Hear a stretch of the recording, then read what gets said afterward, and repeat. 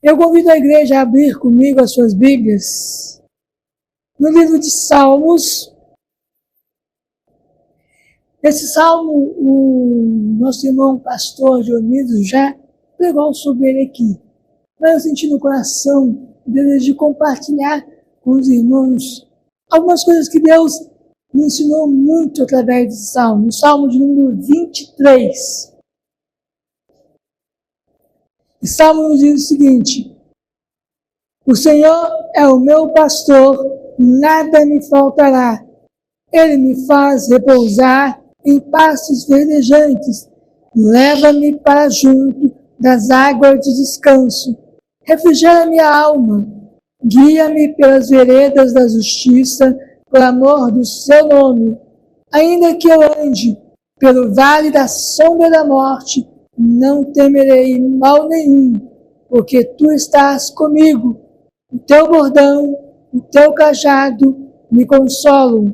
Preparas-me uma mesa na presença dos meus adversários. Unge-me a cabeça com óleo, o meu cálice transborda.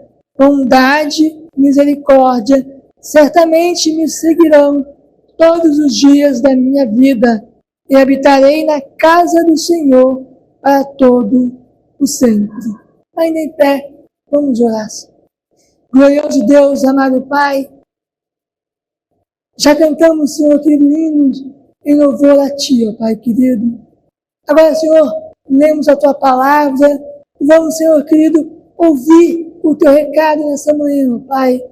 Que o Senhor não permita, ó Pai, que seja apenas uma pessoa, Senhor, um homem aqui na frente falando, Senhor querido, mas que seja o Teu Santo Espírito a usar, Senhor querido, os meus lábios, a minha voz, para que o Teu povo ouça, Senhor querido, a Tua voz, a Tua palavra nessa manhã, que Teu Santo Espírito toque, que Teu Santo Espírito esteja realmente trabalhando em cada coração nessa manhã, que possamos ouvir, aprender, colocar em prática, Pai querido, e podemos, Senhor querido, seguir nesse caminho estreito, guiados por Ti, ó Pai, consolados por Ti, sustentados por Ti, e que a Tua palavra, ó Pai querido, seja, Senhor querido, nossa única regra de fé e prática, que através da Tua palavra possamos estar aprendendo e crescendo em Ti, ó Pai, em nome de Jesus Cristo, Senhor.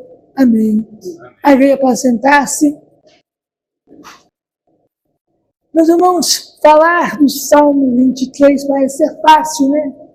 Um salmo conhecido, mas eu tenho que, quando o texto é muito conhecido, é muito mais difícil falar, porque todos vão dizer, mas de novo esse texto, o que ele tem de novo para apresentar?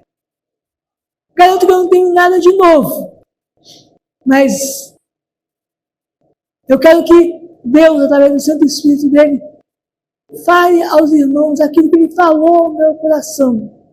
Isso já é realmente grandioso, porque o que Deus me falou, me mostrou nesse texto, nessa mensagem, realmente mudou a minha visão de muitas coisas. Como tema da nossa meditação, eu coloquei: o Senhor é o meu pastor. Frase que nós crescemos ouvindo isso. Bom, eu não cresci ouvindo isso porque eu vim para a igreja já bem mais velho. Mas, tipo, a Lívia, por exemplo, cresceu ouvindo isso. E muitos aqui que nasceram em berço mulher cresceram ouvindo isso. Mas essa frase parece que perde o sentido no nosso dia a dia. Parece que esquecemos disso. Ele é o nosso pastor. E nessa visão de pastor, que eu queria que os irmãos estivessem enxergando esse texto, nessa visão de pastor. E como introdução da nossa mensagem, eu queria contar para os irmãos uma breve ilustração. Algo que eu vi, que eu li, e que me chamou muita atenção. Um pai que tinha um único filho. O seu filho estava fazendo 18 anos. E o pai resolveu dar a ele um presente. A única coisa que ele tinha, uma família humilde, pobre, não tinha nada, mas o pai queria demonstrar ao filho o seu amor por ele. E o pai tirou do braço o seu relógio. E chamou o filho e disse: filho, eu te dou este relógio. É a única coisa que eu tenho. É o meu bem mais precioso. Eu quero que você vá e venda esse relógio para que com o dinheiro você compre o que você quiser. O pai disse para o filho: eu quero que você vá a uma relojoaria e ofereça este relógio, ver quanto que ele vale. O filho foi. O filho foi à relojoaria e o relojoeiro ofereceu para aquele relógio R$30.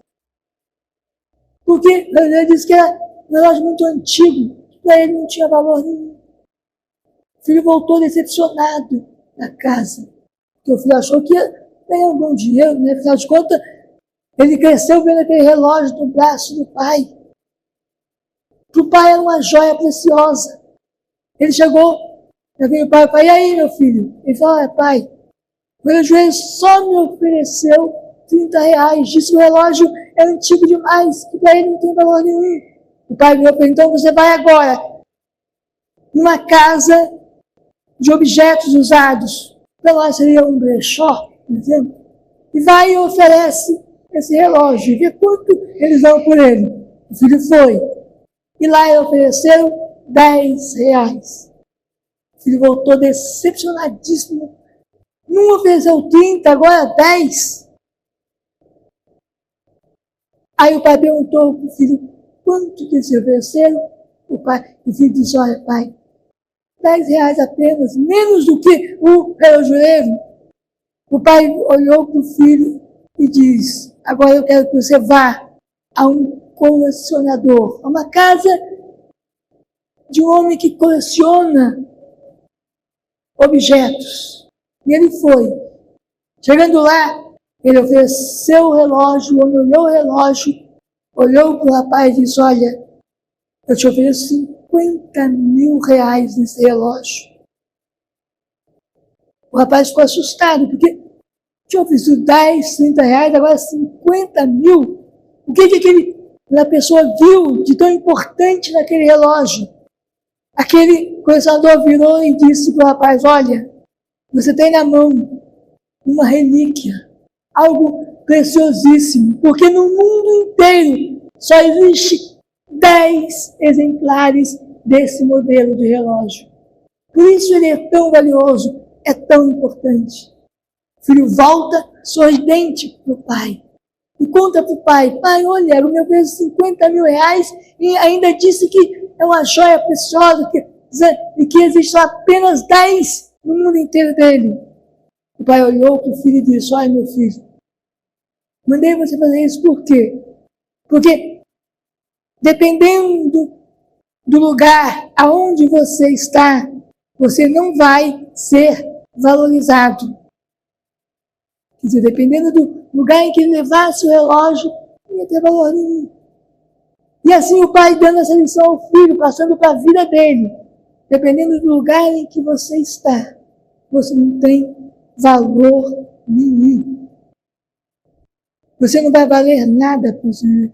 E quando você não for valorizado, a culpa não é do outro. A nossa tendência é sempre colocar a culpa no outro, né? Não. Aquele pai que diz ao filho: quando você não for valorizado, a culpa não é do outro. A culpa é sua. Presta atenção. Com quem você anda, aonde você anda. Aquele pai dá essa lição para o filho: olha, na sua vida daqui para frente, você vai ter que prestar atenção com quem você anda, aonde você vai, o que você faz, porque o seu valor vai depender disso. Os outros não são culpados se você não tem valor nenhum. A culpa é você mesmo, porque as escolhas são suas. E aquele pai, dando essa lição, diz: aprenda que o seu valor é muito importante.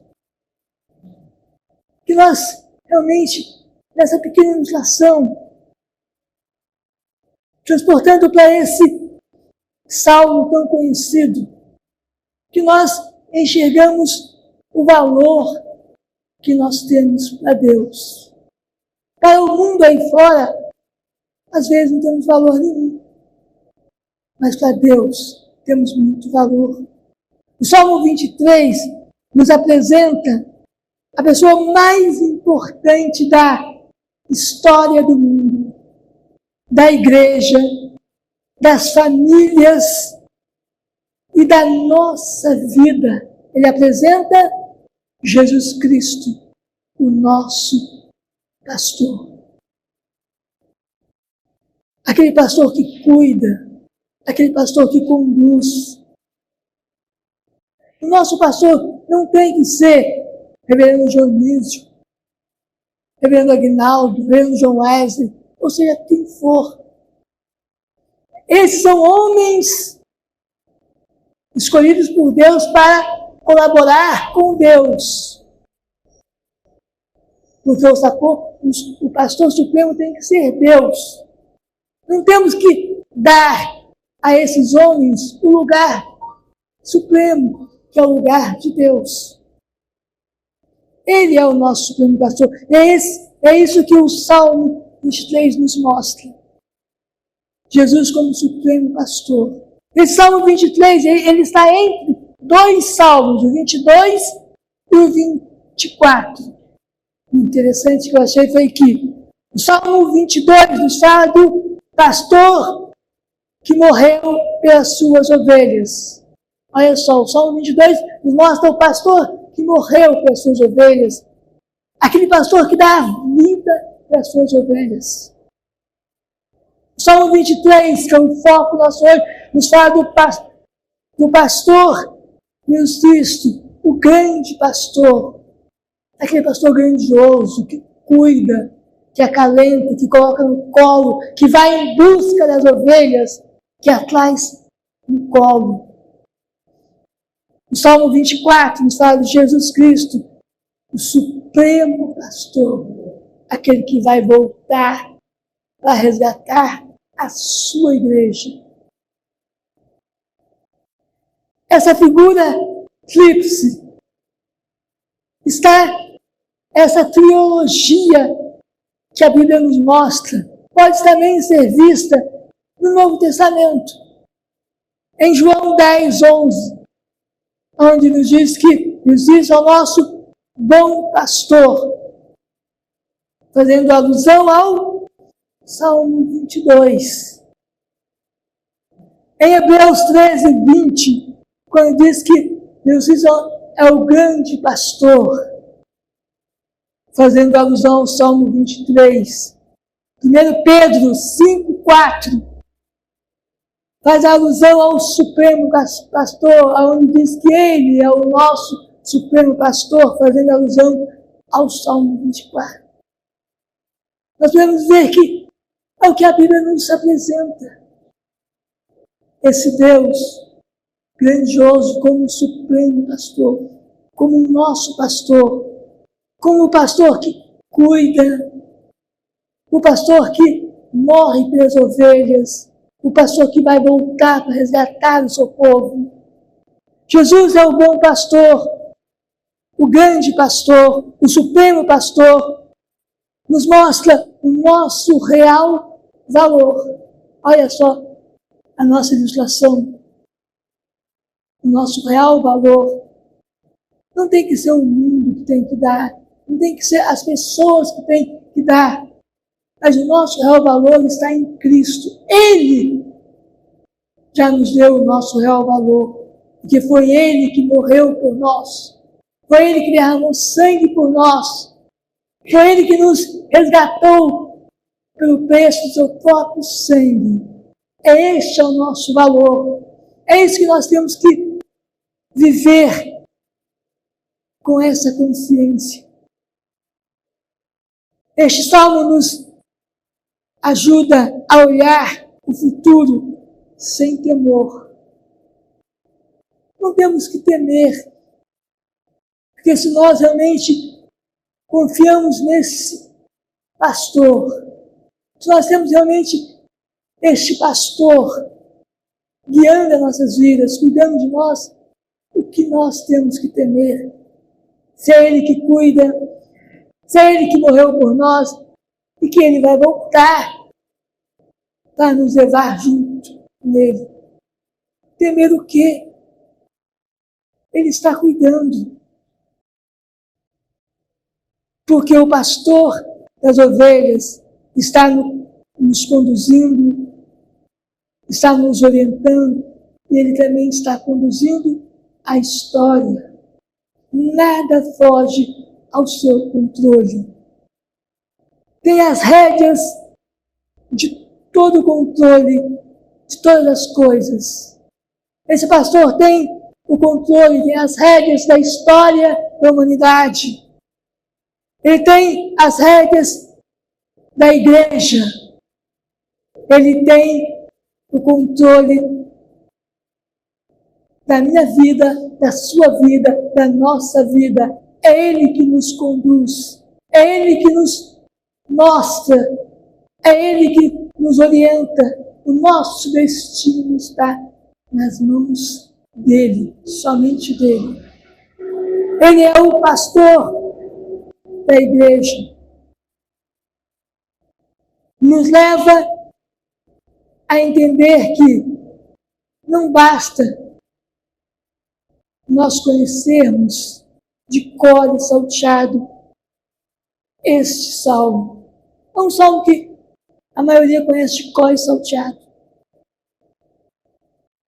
Esse pastor nos mostra que não basta conhecer, tem que ter intimidade, tem que ter proximidade, tem que ser amigo deste pastor, tem que estar junto, caminhar junto com este pastor, tem que realmente se debruçar nesse livro aqui para ter intimidade com esse pastor, tem que dobrar os joelhos em oração para ter intimidade com esse pastor.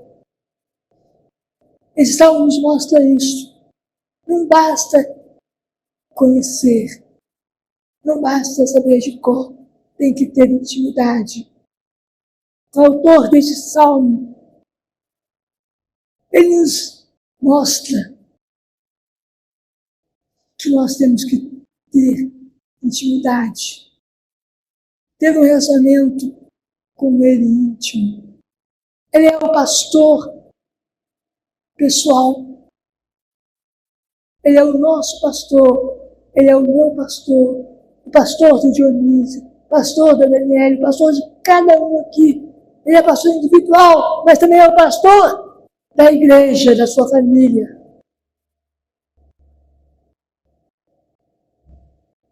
Ele é a nossa melhor provisão. Além de ser o nosso pastor, ele nos diz: eu sou a sua melhor provisão. Sou eu que te sustento. Sou eu que dou aquilo que você precisa. A minha provisão está em Deus. É Ele que provê aquilo que eu necessito para viver. Ele é o provedor da sua igreja. Ele é o provedor também da minha vida. Ele é o provedor, seja da igreja, ou seja, individualmente. Este pastor é o provedor. A melhor provisão, ele é a melhor provisão para a igreja. Não existe melhor pastor da igreja que não seja Jesus. Ele é a nossa melhor provisão. Ele é o nosso melhor pastor. Mas ele é também o nosso melhor pastor individual, pessoal. Para que o Dionísio, como pastor, seja tenha êxito no seu pastorado, ele precisa de ter esse Jesus como pastor pessoal dele. Porque se ele não tiver, nada vai valer a pena. Nada vai valer a pena.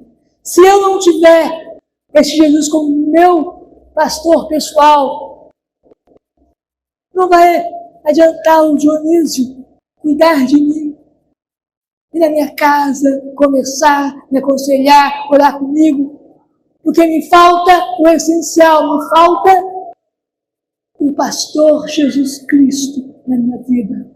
Me falta confiança em Jesus Cristo, me falta intimidade com esse Jesus, porque o pastor Dionísio não pode dar intimidade para ninguém com Jesus.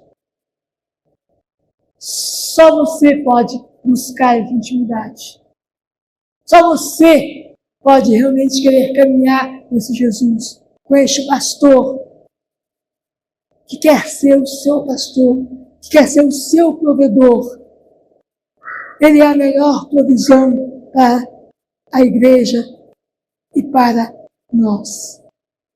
Ele é o pastor da igreja. Olha bem o que esse salmo nos fala em cada versículo. Versículo 1 nos declara como uma declaração de fé. Olha o que ele diz: o Senhor é o meu pastor. É eu dizendo para Deus: o Senhor é o meu pastor.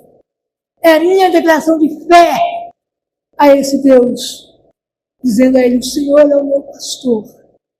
Versículo 2 nos diz: ele me faz repousar em pastos verdejantes. Repouso e descanso. Este pastor é o único que pode dar repouso e descanso. Versículo 3: refrigera minha alma, guia-me pelas veredas da justiça, por amor do seu nome. Refrigério, guia, por amor do seu nome. É ele que dá refrigério, é ele que guia. Mas ele faz isto com amor. É com amor. E o único objetivo dele é fazer isso por amor ao seu próprio nome. No versículo 4 diz: ainda que eu ande pelo vale da sombra da morte, não temerei mal nenhum, porque tu estás comigo, o teu bordão e o teu cajado me consola. Consolo enquanto nós estivermos realmente confiando nesse Deus, Ele dá consolo em qualquer circunstância. O versículo diz isso: ainda que eu ande pelo vale da sombra da morte, ainda que a situação seja a mais difícil que for, este pastor é o único que pode me dar consolo, consolar minha alma, o meu ser. Nenhum homem pode fazer isto. Somente esse pastor, que é Jesus.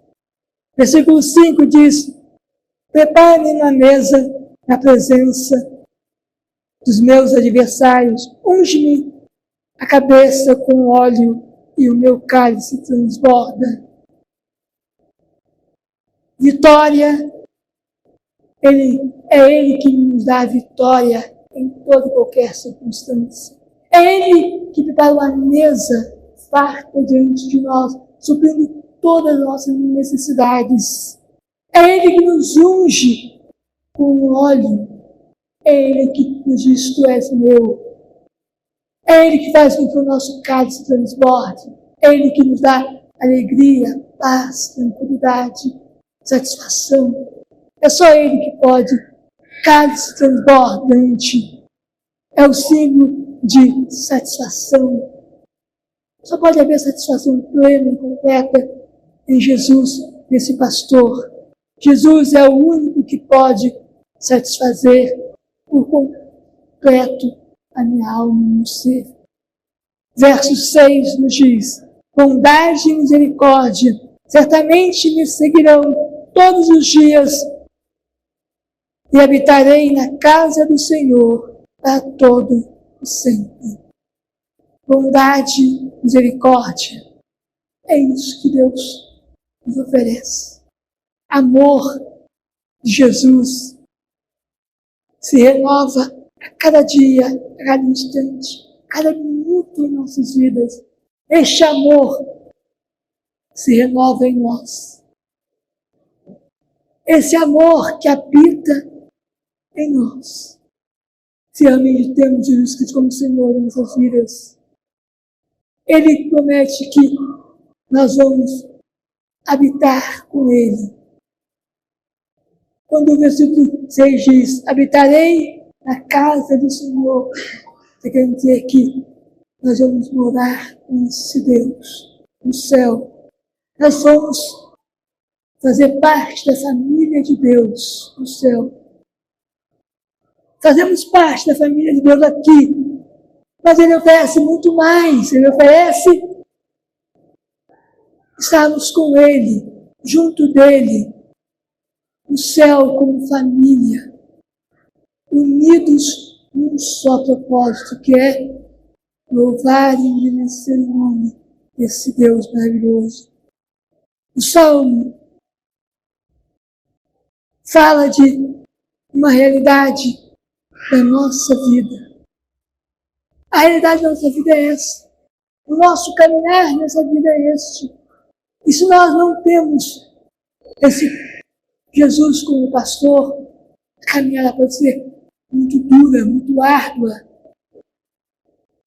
Que nós realmente estejamos olhando esse salmo nessa visão. A visão do pastor que cuida. Do pastor que dá a vida para as ovelhas.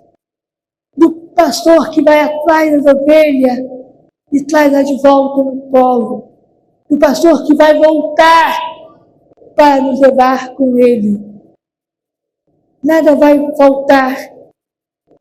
Esse pastor que promete que nada vai faltar às suas ovelhas. Que nós possamos entender que nada vai faltar enquanto nós estivermos na dependência deste pastor. Porque se nós não estivermos na dependência desse pastor, de nada vai adiantar. Se nós não entendemos que a figura principal das nossas vidas, do nosso viver, tem que ser este pastor, Jesus, de nada vai adiantar em nossas vidas. Que cada um de nós realmente estejamos olhando a vida nessas perspectivas desse salmo. Nesse salmo 23, o bom pastor que cuida, o bom pastor que conduz, o bom pastor que acalenta, o bom pastor que vai voltar para nos levar com ele. Eu vou pedir